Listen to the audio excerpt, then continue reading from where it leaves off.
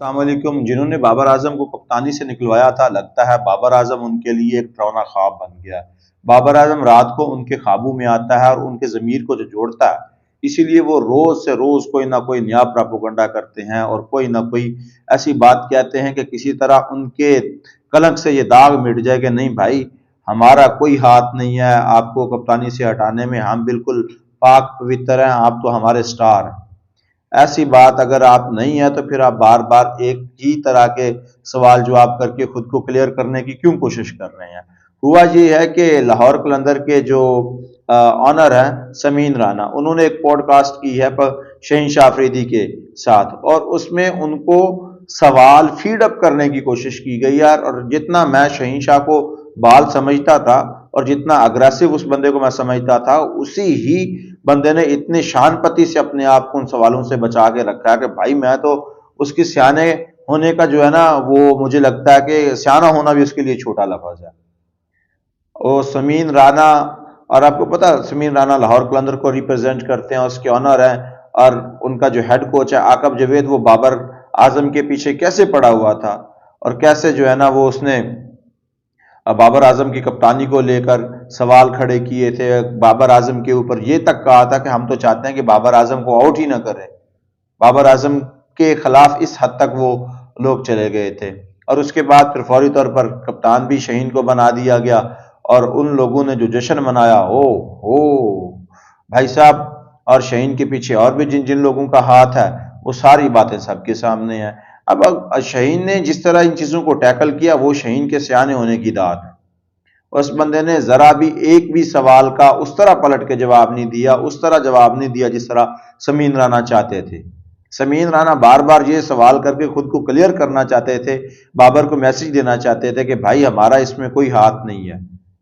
مگر جب آپ اس طرح کے سوال بار بار کریں گے، شک و شبہ تو آپ پر ہی جائے گا، بینیفیشری تو آپ بنے ہوئے ہیں۔ ٹی وی پر تو آ کے آپ جو ہے نا وہ اس وقت خوشیاں منا رہے تھے۔ انہوں نے سوال کیا کہ بابر شہین، جب آپ نے وہ میسج کیا تھا، جو ایک جب بابر اعظم کو ہٹانے کی بات ہوئی تھی، کہ تو بابر نے کہا، شہین سے ایکسپلینیشن اس نے مانگی کہ یہ کیا تھا۔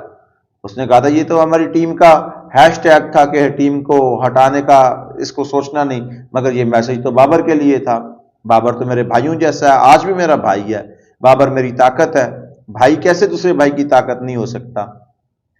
میں اور بابر دونوں ایک ہی ملک کے لیے کھیلتے ہیں، ہمارے لیے سب سے پہلے اور سب سے آخر میں پاکستان ہے،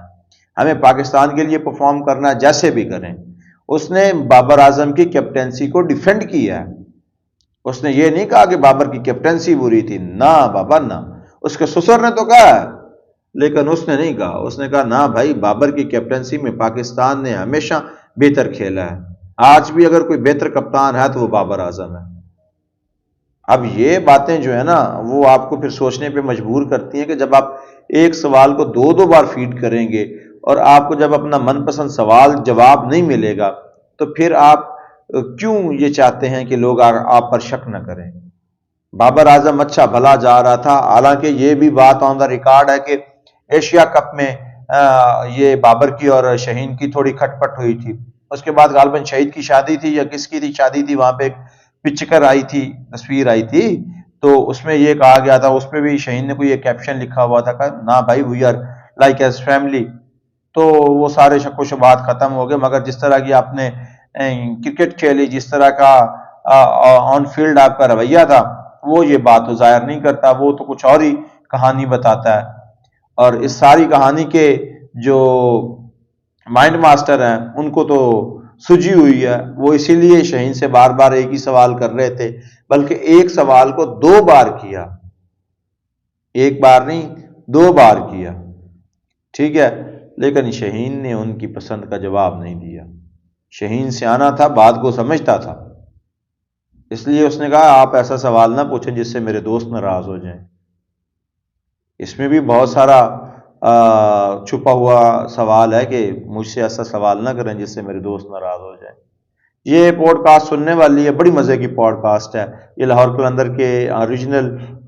جو ہے نا یوٹیوب چینل پہ پڑی ہوئی، لاہور قلندر پہ سنیے گا، بہت مزے کی ہے۔